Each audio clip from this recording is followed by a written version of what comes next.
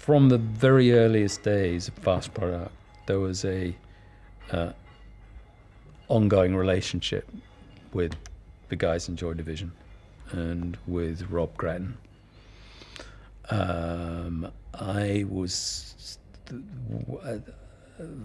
Things were so chaotic at that time that one minute I was roadie of the Rezillos, the next minute I was managing them. And Joe Callis and I in particular, were huge fans of Warsaw, the precursor of Joy Division. And we would give them support slots whenever we could. And funnily enough, one of those support gigs, Peter Hook in his recent book writes about one of those support gigs where allegedly I dragged some skinhead backstage by the scruff of his neck and made him apologize to Peter Hook. I don't remember, but anyway, so we'd always given them support gigs. I loved Warsaw. I still love that first EP, Leaders of Men, fantastic, intense record.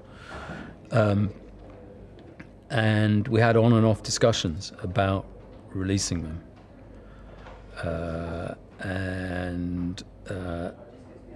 I can remember a particular occasion where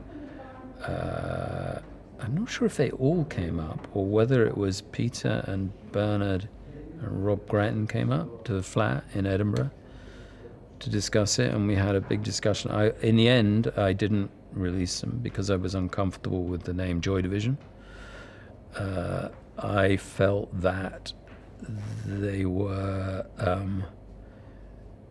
their argument was, I mean, for those that don't know, the Joy Division is a reference to the corps of prostitutes that the Nazis created for their military.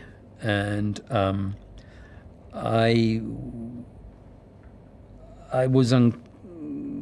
didn't ever think that they had any Nazi sympathies, and I think they were playing with iconography the same way we did, and they were being provocative.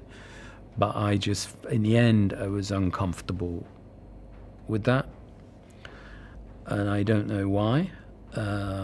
It could be because there was some liberal part, I'd been to Israel.